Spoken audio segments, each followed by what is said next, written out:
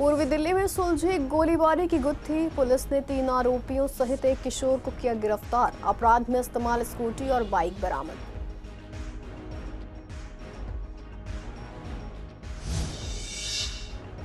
काकाडुमा court में वकीलों की हड़ताल जारी। गृह मंत्री और कानून मंत्री के आवास तक प्रदर्शन की चेतावनी। वीरवार को भी कोर्ट रहेगा बंद।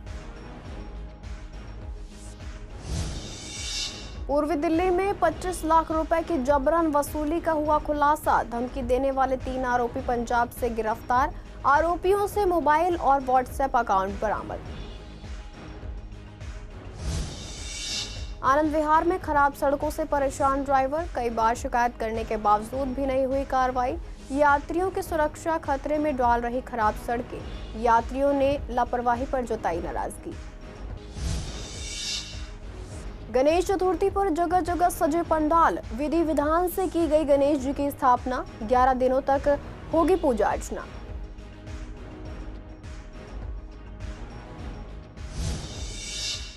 नमस्कार, आप देख रहे हैं CCN डिजिटल। मैं हूं आपके साथ शिवानी तिवारी। स्वागत है आपका हमारे खास कार्यक्रम पूर्वी दिल्ली खास में। बुलेटिन की शुरुआत करते हैं कुछ खास खबरों के साथ। पूर्वी दिल्ली के कल्याणपुरी इलाके में सोमवार सुबह एक घर में फायरिंग की घटना के बाद पुलिस ने बड़ी कार्रवाई करते हुए 4 आरोपियों को गिरफ्तार किया है। आरोपियों की पहचान प्रशांत, उस्मान, तौशीन मलिक और एक किशोर के रूप में हुई है। फायरिंग की घटना ईस्ट विनोद नगर की है, जहां दर्जी का काम करने वाले स्वर्ण सिंह के घर पर हमला हुआ। स्वर्ण सिंह अपनी बेटी के साथ नाश्ता कर रहे थे, तभी किसी ने दरवाजे पर दस्तक दी।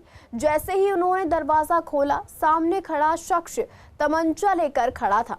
स्वर्ण सिंह ने फौरन दरवाजा बंद कर दिया, लेकिन आरोपी ने गोली चला दी। गोली दरवाजे को चीरते हुए अंदर की दीवार पर टकराई। इसके बाद आरोपी तौसीन और उसके 3 साथी मौके से फरार हो गए। 48 घंटे के अंदर ही पुलिस ने तौसीन को गिरफ्तार कर लिया। पूर्वी दिल्ली के DCP अभिषेक धानिया ने बताया कि तौसीन उत्तर प्रदेश के खोड़ा कॉलोनी का रहने वाला है। पूछताछ में उसने बताया कि फायरिंग का निशाना लकी नाम का व्यक्ति था, जो इसी बिल्डिंग की 3री मंजिल पर रहता है, लेकिन गलती से उसने 2री मंजिल पर गोली चला दी। पुलिस के मुताबिक तौसीन पहले से ही 50 से ज्यादा आपराधिक मामलों में शामिल है। उसकी गिरफ्तारी को पुलिस ने बड़ी सफलता बताया है। ये 4 थे टोटल व्यक्ति।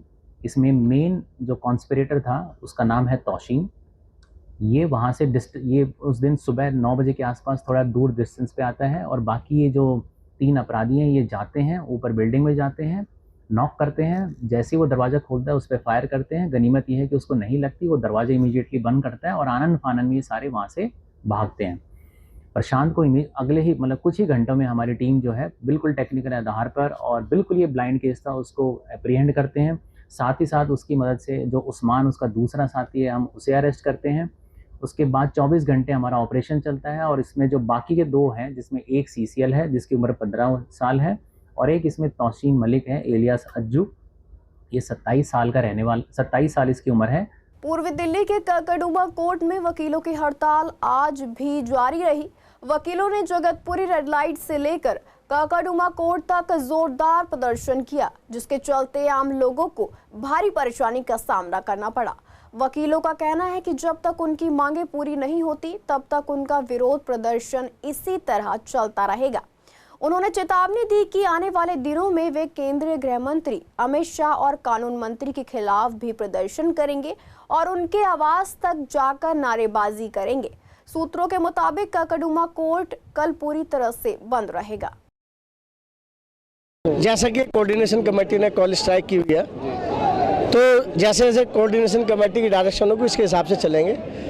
अभी अलग अलग कोर्ट्स में सारी जगह ये अलग अलग तरीके से हो रहा है, बट जल्दी सभी कोऑर्डिनेशन कमेटी पूरी दिल्ली की इकट्ठे होकर मार्च करेंगे, और जब तक ये काला कानून वापस नहीं होगा, जब तक ये हमारी हड़ताल ऐसे चलती रहेगी और इसी तरह चलती रहेगी जब तक ये काला कानून वापस नहीं होगा। जो दिल्ली डिस्ट्रिक्ट कोर्ट्स की कोऑर्डिनेशन कमेटी है, उसकी कल मीटिंग हुई थी हमारी कैबिनेट मिनिस्टर से। उन्होंने हमें एश्योर किया था कि भाई हम इसको विड्रॉ कर लेंगे और अनकंडीशनल विड्रॉ कर लेंगे। जब हमने उनको पूरी सिचुएशन बताई, सारी जनता जो फेस करेगी प्रॉब्लम, वो सब चीज़ें बताई, तो उन्होंने हमें एश्योर कर दिया कि कल रात को जो कल निकल गया उसको हम 8 बजे तक आपको डिसीजन दे देंगे और इसको विड्रॉ कर लेंगे। हमने 9 बजे तक वेट किया, फिर 9 बजे हमने स्ट्राइक का मैसेज निकाल दिया कि स्ट्राइक हमारी कंटिन्यू रहेगी। आज की 1-2 दिन की तकलीफ बेहतर है आने वाले कल को खराब होने से, क्योंकि जनरेशन सफ़र करेगी, यंग लॉयर्स सफ़र करेंगे, हमें सामना करना पड़ेगा। अब इसमें क्या है कि ये गवाहियाँ थानों से बैठ के देंगे, जो मर्जी चाहे वो गवाही दे दें। कोई भी कोर्ट का जो जितने भी पीएस है 7-8 किलोमीटर से ज़्यादा की दूरी पे नहीं है। अगर मान लो आज गवाही पे लगते हैं तो 2-2 मैटर लगते हैं, 3-3 लगते हैं, क्या पूरे दिन के थाने में बैठा रहेगा कि मेरी आज गवाही है? वो पॉसिबल नहीं है। और दूसरी बात ये है कि ये खाली हमारे अधिवक्ताओं की लड़ाई नहीं, हम जनता की लड़ाई लड़ रहे हैं। पूर्वी दिल्ली के कल्याणपुरी इलाके में ज्वेलर से गैंगस्टर लॉरेंस बिश्नोई के नाम पर 25 लाख की रंगदारी मांगने के मामले का पुलिस ने खुलासा किया है।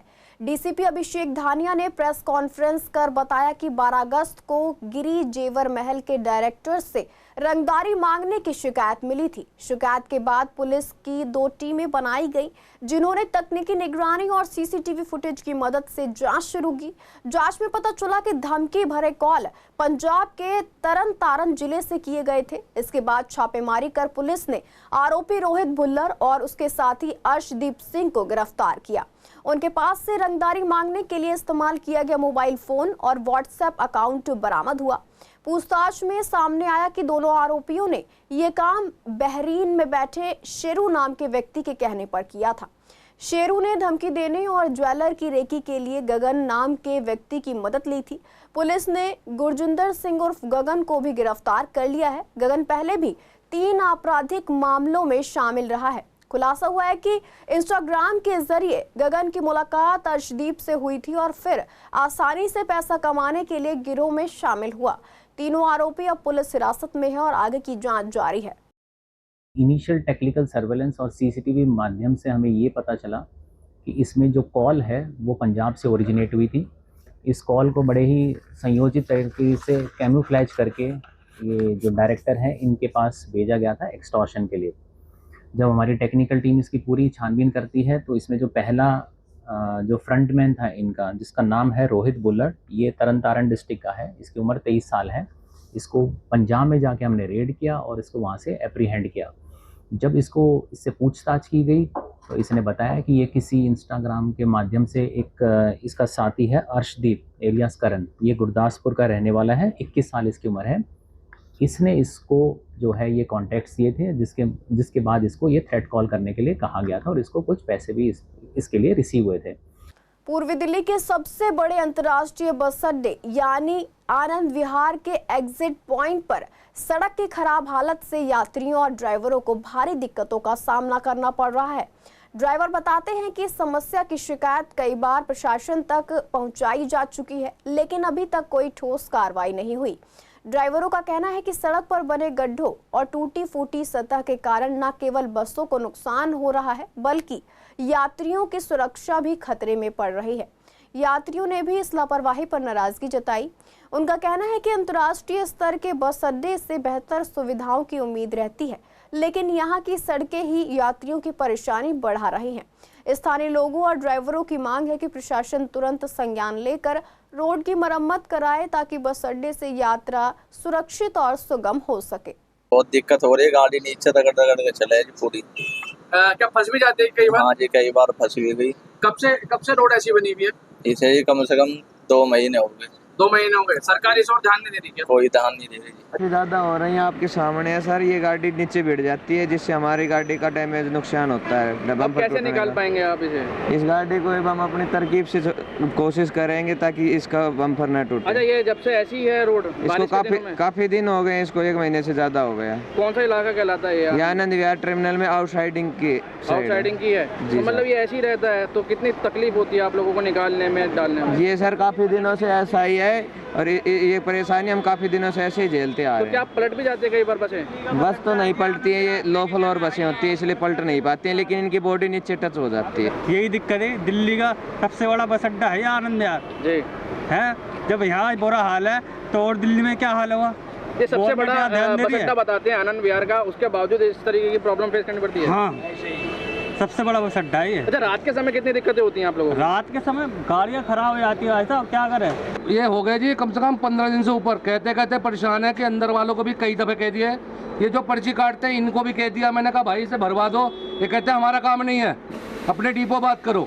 डिपो वाले से कहते हैं या तो रोड चेंज कर दो या तो इस पर रोड हमारा कहीं और से कर दो, वो लोग भी नहीं सुन रहे हैं। ये गाड़ी फंस गई है, अब ना लेके आओ अंदर, तो ये कहते हैं कि नहीं अंदर ले जाओ, पैसे काटूंगा। मेरी क्या गलती है इसने पैसे कटवाने की? अच्छा ये बताइए, कब से ये रोड टूटी पड़ी है? ये कम से कम 15 दिन से ऊपर होगा, 20 दिन से ऊपर।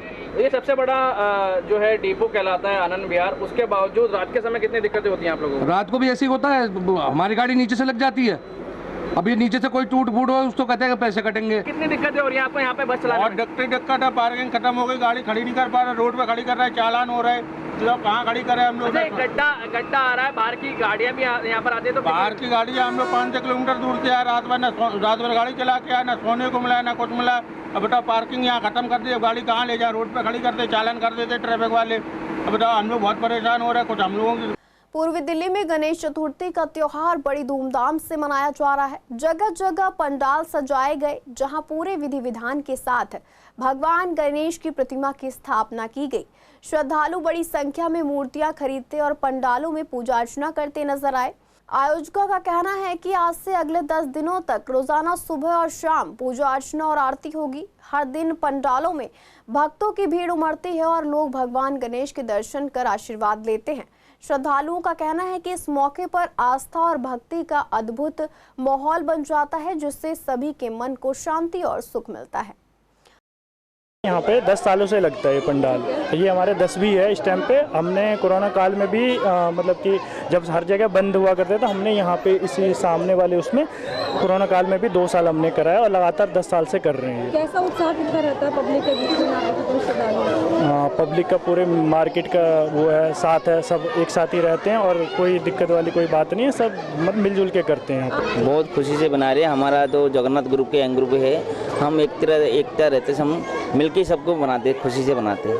और कितना उत्साह रहता है लोगों को? सबको खुशी है, सबका आशीर्वाद है, सब यहाँ का तो खुशी माहौल मस्त है। यहाँ पे कितना मिलता है सोसाइटी का पूरा सहयोग पूरा रहते हैं यहाँ पे। पिछले काफ़ी सालों से हम इस गणेश पूजा को कर रहे हैं और सभी मिलकर करते हैं सोसाइटी वाले, और यहाँ के जितने भी प्रशासन है या यहाँ के लोग हैं सोसाइटी सारा सहयोग करते हैं हमारे साथ, और 11 दिन तक हम अपनी पूजा को संपन्न करते हैं। शाहदरा नॉर्थ जोन में एक पुरानी बिल्डिंग पर एमसीडी द्वारा अवैध निर्माण रोकने का नोटिस चिपकाया गया था, लेकिन उसके बाद भी बिल्डर ने निर्माण कार्य जारी रखा।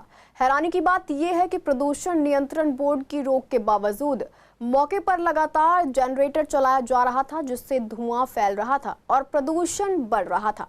सूत्रों के मुताबिक ये बिल्डिंग करीब 40 साल पुरानी है और इसे बिना पिलर के बनाया गया है। हाल ही में एक बैंक ने इसे सील किया था, लेकिन बाद में इसे एक बिल्डर ने खरीद लिया। अब वह तीसरी मंजिल बनाने की कोशिश कर रहा है। स्थानीय लोगों का कहना है कि इतनी पुरानी इमारत में ज्यादा वजन डालने से ये गिर सकती है। एमसीडी ने 19 अगस्त को निर्माण रोकने का आदेश जारी किया था और इसकी कॉपी विवेक विहार थाने को भी भेजी थी। पुलिस ने यह आदेश 22 अगस्त को रिसीव किया, लेकिन इसके बावजूद निर्माण जारी रहा। लोगों ने कई बार पुलिस को कॉल करके इसकी शिकायत भी दी, लेकिन जब सीसीएन संवाददाता मौके पर पहुंचे तो देखा कि पुलिस ने तुरंत कार्रवाई की और निर्माण रुकवाया। जनरेटर भी बंद कराया गया, लेकिन कैमरे में जनरेटर से निकलता हुआ धुआं साफ दिखाई दिया। वहीं मौके पर मौजूद बिल्डर पुलिस को फोन पर किसी सीनियर अधिकारी से बात कराकर कार्रवाई रोकने की कोशिश कर रहा था, लेकिन मीडिया की मौजूदगी के कारण पुलिस ने काम नहीं रोका। इस पूरे मामले में शाहदरा नॉर्थ जोन के डिप्टी मेयर मुकेश बंसल ने कहा कि ये एक सरकारी प्रक्रिया है और इसे डिप्टी कमिश्नर कर्नल अभिषेक को भेजा गया है। दिल्ली में पॉल्यूशन कंट्रोल को लेकर दिल्ली के अंदर तमाम डीजल जनरेटर बंद किए गए हैं, लेकिन कहीं ना कहीं यमुना पार्क के अंदर ऐसी स्थिति देखने को मिल रही है जहां पर डीजल जनरेटर लगातार चल रहा है। आप फिलहाल आप देखेंगे कि एक घर के अंदर कंस्ट्रक्शन वर्क चल रहा है जहां पर जो डीजल का जनरेटर है उसको उपयोग में लाया जा रहा है, जिसके लिए यहाँ पर दिल्ली पुलिस को भी इत्तला किया गया था। दिल्ली पुलिस ने भी यहाँ पर आके तहकीकात करके वो चली गई, लेकिन कुछ किया नहीं गया।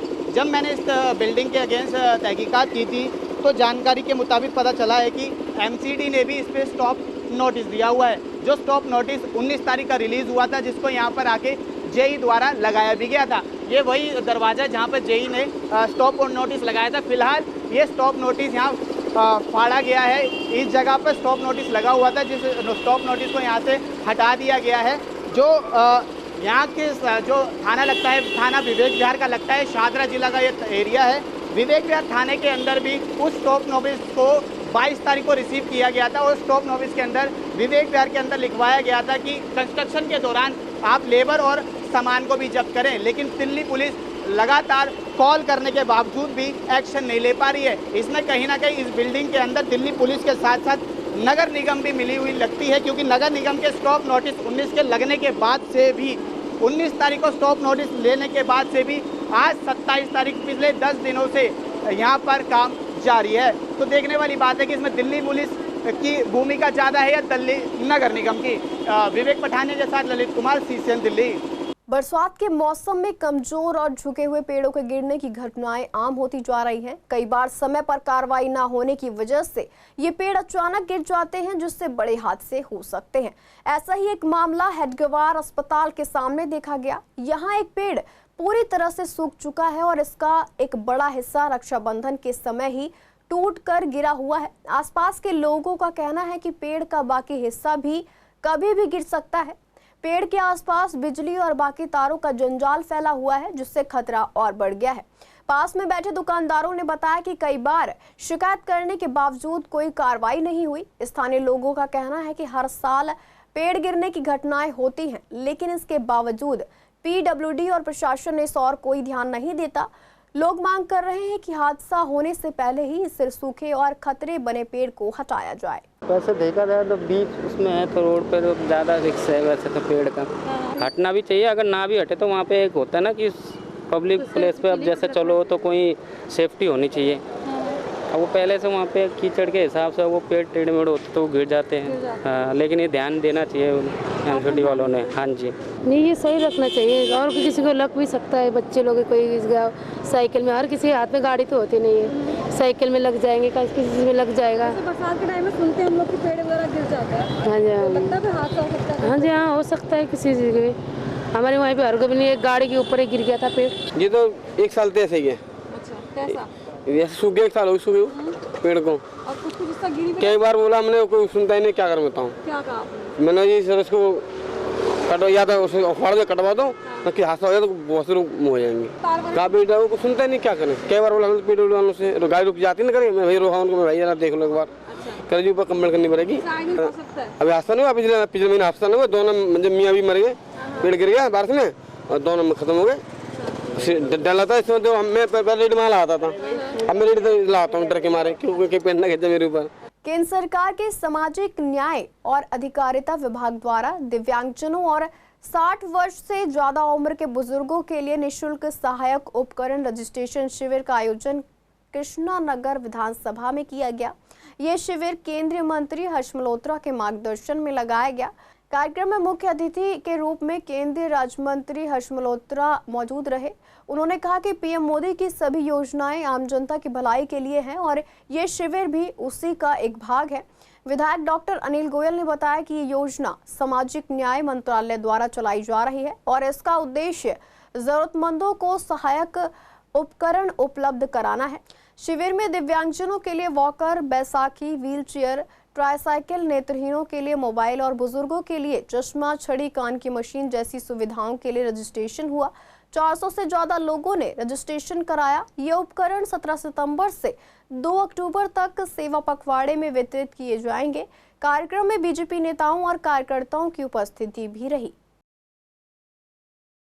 देश भर के दिव्यांगजन और 60 वर्ष से ऊपर के बुजुर्गों के लिए उनको किसी भी तरह का कोई अपरेटस चाहिए, उसके लिए आज हमने जांच शिविर लगाया है। हमारी किशननगर विधानसभा के माननीय विधायक डॉक्टर अनिल गोयल जी और उनकी टीम ने इस जांच शिविर का आयोजन किया है। हमारे पास मंत्रालय के अधिकारीगण भी यहाँ मौजूद हैं। हम यहाँ पर आज ऐसा लगता है कि हम 400 के करीब रजिस्ट्रेशन करेंगे। आज रजिस्ट्रेशन करीब 400 पहुँचेंगे, हमारे को ऐसा लगता है। और ये सामाजिक अधिकारिता और न्याय मंत्रालय द्वारा किया गया कार्यक्रम है। माननीय हर्ष मल्होत्रा जी ने जो पूरे लोकसभा में कर रहे हैं और यहाँ इस विधानसभा में हम लोगों को उन्होंने दिया। इसमें दिव्यांग और विकलांग ये हो गए, एक ग्रुप हो गया 60 साल से ऊपर के बुजुर्ग, जो कि जो गरीब हैं, जिनको ज़रूरत है, उनको हम लोग ट्राईसाइकिल दे रहे हैं, उनको व्हील चेयर दे रहे हैं, उनको वॉक कर दे रहे हैं। बीकम सिंह कॉलोनी में दी दिल्ली कोऑपरेटिव सोसाइटी द्वारा सफाई अभियान की शुरुआत की गई। इस मौके पर मुख्य अतिथि के रूप में बीजेपी जिला अध्यक्ष दीपक गाभा मौजूद रहे। सोसाइटी के सेक्रेटरी दीवान चंद गोयल, मंडल अध्यक्ष पवन वर्मा, पार्षद ज्योति रानी और कॉलोनी के कई निवासी भी इस अभियान में शामिल रहे। सभी ने मिलकर कॉलोनी को स्वच्छ और सुंदर बनाने का संकल्प लिया। इस स्वच्छता अभियान में मैं यही संदेश देना चाहूँगा कि हमें अपने आसपास स्वच्छता रखनी चाहिए और मोदी जी का जो एक अभियान है, मोदी जी का जो संदेश है कि अपने भारत को हमने स्वच्छ करना है, क्योंकि भारत जब स्वच्छ होगा तो हमारा देश स्वस्थ होगा। और जब एमसी प्राइमरी स्कूल से लेकर के स्कूल के बच्चे और टीचर्स सम्मिलित हुए, वहाँ से लेके और हमारा जो नाले तक स्वच्छता अभियान था उसको बहुत ही सुचारू ढंग से किया गया और लोगों ने चढ़ बढ़ के हिस्सा लिया। उसके बाद सफाई के बाद फिर हमारा यहाँ पे थोड़ा जलपान का प्रोग्राम था। अखिल भारतीय विद्यार्थी परिषद की पूर्वी दिल्ली इकाई द्वारा सोमवार को सूरजमल विहार में कार्यकर्ता मिलन कार्यक्रम आयोजित किया गया। इस आयोजन में एबीवीपी के कई वरिष्ठ कार्यकर्ता और सैकड़ों युवा कार्यकर्ता शामिल हुए। कार्यक्रम में पूर्वी दिल्ली के पूर्व डिप्टी मेयर महेंद्र आहूजा, पूर्व मेयर श्याम सुंदर अग्रवाल सहित कई कार्यकर्ता भी मौजूद रहे। मुख्य अतिथि और राष्ट्रीय संगठन मंत्री आशीष चौहान ने बताया कि ऐसे कार्यक्रम संगठन की मजबूती और कार्यकर्ताओं के बीच समन्वय बनाए रखने के लिए नियमित रूप से होते रहते हैं। उन्होंने कहा कि ये कार्यक्रम आगामी दिल्ली विश्वविद्यालय छात्र संघ चुनाव की तैयारियों का भी हिस्सा है। दिल्ली प्रदेश मंत्री सार्थक शर्मा ने कहा कि विद्यार्थी परिषद हमेशा कार्यकर्ताओं के साथ खड़ी रहती है। उन्होंने बताया कि इस बार छात्र चुनाव में पर्यावरण का ध्यान रखा जाएगा। परिषद प्रिटेंड पोस्टर या दीवारों को खराब करने वाले मटेरियल का इस्तेमाल नहीं करेगी। इसके बजाय हैंडमेड पोस्टर और पेड़ों की गिरी पत्तियों का इस्तेमाल किया जाएगा। आज बड़ा अच्छा लगा, हमारे पुराने कार्यकर्ता महेंद्र आहूजा जी, दीक्षित जी, सभी लोग यहाँ मिले, जिनसे हम कॉलेज में मिलते थे, मिलके काम करते थे। हम 24 घंटों में 16-16 घंटे विद्यार्थियों के साथ काम करते थे। आगामी दिल्ली विश्वविद्यालय छात्र संघ चुनाव को लेके, जो कि 18 सितंबर को होने वाला है, अब अभी दिल्ली का प्रचार अभियान हैंडमेड पोस्टर्स के माध्यम से, सूखे पत्तों के माध्यम से, जैसा कि डिफेसमेंट की गाइडलाइंस यूनिवर्सिटी के द्वारा जारी करी गई है कि इस बार 100% बैन ऑन प्रिंटिंग मटेरियल है, तो ज़्यादा से ज़्यादा सोशल मीडिया का प्रयोग करके ज़्यादा से ज़्यादा अपने कार्यक्रमों को अपने कार्यकर्ताओं के माध्यम से छात्रों को बीच में ले जाकर अखिल भारतीय विद्यार्थी परिषद इस वर्ष दिल्ली विश्वविद्यालय छात्र संघ की चुनाव की तैयारी कर रही है। और मैं आश्वस्त हूं कि इस वर्ष हम 4-0 के मार्जिन के साथ दिल्ली विश्वविद्यालय छात्र संघ की 4 सीटों पर विजयी होंगे। पुराने कार्यकर्ताओं को मिलना, स्नेह मिलन में पुराने आख्यान यानी पुरानी यादें निकलना, ये एक सहज विद्यार्थी परिषद के काम करने का तरीका है। 365 दिन स्टूडेंट्स के बीच में, एकेडमिक कम्युनिटी के बीच में रहने का ये विद्यार्थी परिषद की प्रकृति है। फिलहाल के लिए पूर्वी दिल्ली खास में इतना ही। ऐसी तमाम अपडेट्स के लिए बने रहिए CCN डिजिटल के साथ।